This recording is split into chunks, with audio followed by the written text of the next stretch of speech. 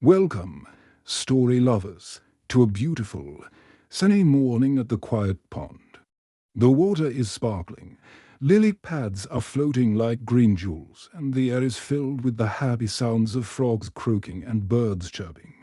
Meet Zippy, a small, energetic frog who absolutely loves to show off his amazing jumping skills. "Look at me," Zippy chirped, leaping high into the air and landing perfectly on a lily pad. "I'm the fastest, highest jumping frog in this whole pond." Nearby, his mother, Mrs. Frog, was skillfully catching fresh flies for breakfast, placing them in a little grass basket. She chuckled gently. "You are very talented, Zippy, but remember, great jumping also requires great wisdom." On a large, mossy rock sat Zippy's father, Mr. Frog. He was big and wise, the guardian of the pond. "Zippy," he called in a calm voice, "come here for a moment."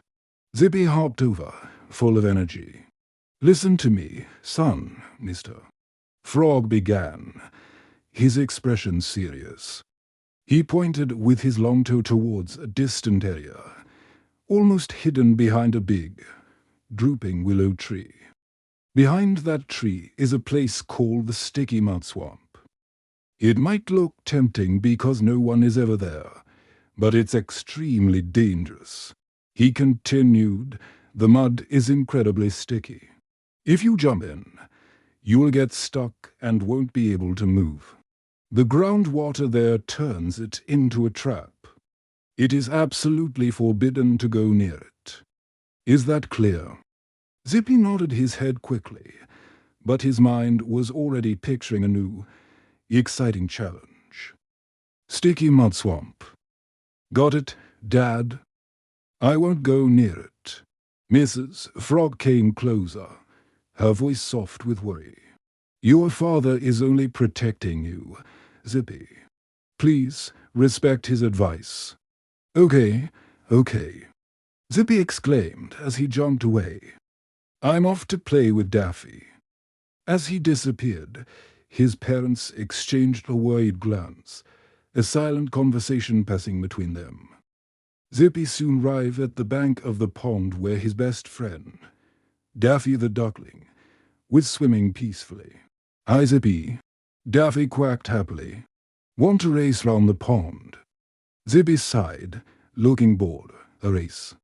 That's so boring. I'm looking for a bigger challenge now. Something that will truly show off my incredible jumping skills." His eyes drifted back towards the big willow tree, where the forbidden swamp lay. Daffy followed his gaze and quacked nervously. "What are you looking at?" "That place behind the willow.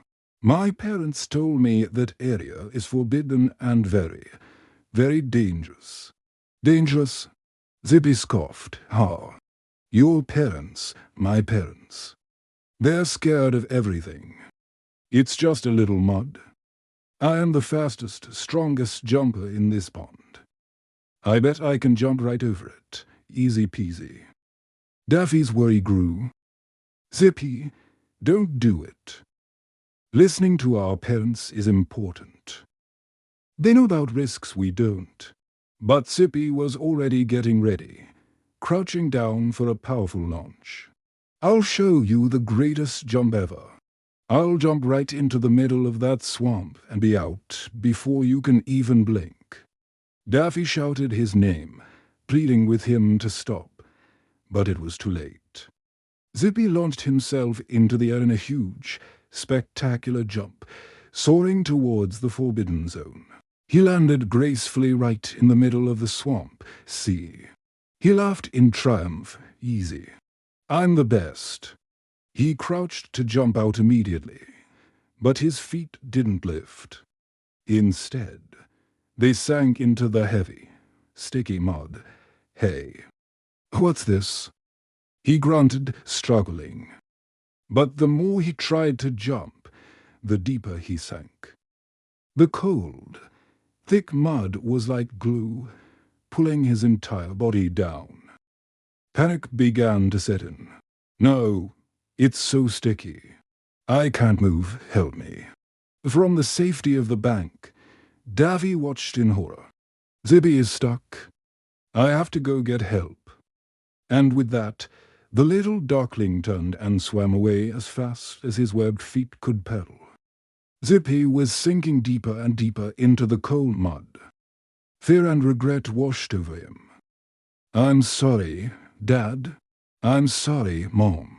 He cried, tears mixing with the muck. Why didn't I listen to you? Just when he thought all hope was lost, he heard anxious shouts. Zippy.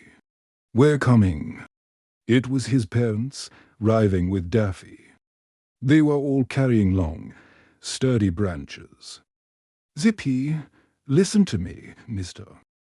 Frog called out in a commanding tone. Calm down completely. Stop trying to jump. This mud requires a plan, not just strength. He carefully extended the longest branch he had, pushing it out towards his son.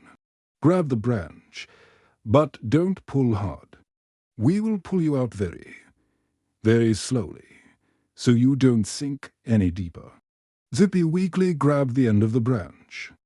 With all their might, and Mrs. Frog and little Daffy began to pull. It was slow, difficult work. Step by step. Good, mister. Frog grunted, straining with effort. After several long minutes of slow, steady pulling, Zippy was finally free. He was dragged onto the bank, covered from head to toe in thick, gooey mud. He was shivering and crying, looking at his parents with a heart full of remorse. I'm so sorry, Dad. I'm so sorry, Mom, he whispered. I disobeyed you. I thought I knew best, and I almost got lost forever because of my stubbornness. Mrs. Frog hugged him tightly, not caring about the mud. The important thing is that you are safe now. My baby, mister. Frog looked at him wisely. True strength isn't just about jumping high, Zippy. It's about having the wisdom to stop yourself from jumping into a dangerous pit. Our advice comes from many years of experience in this pond. Respecting us is how you respect your own safety. Daffy looked on, adding seriously, my parents were right, too. Zippy looked at his family and friend with new determination in his eyes. I've learned my lesson. I promise I will never, ever ignore your advice again. Later, back at the main pond, a clean Zippy sat beside his parents on their favorite big rock. Daffy swam happily nearby, the afternoon sun warming them all. Life in the pond is beautiful, Mr. Frog said with a smile. When we respect its rules, Zippy smiled back at his father, his heart full of gratitude.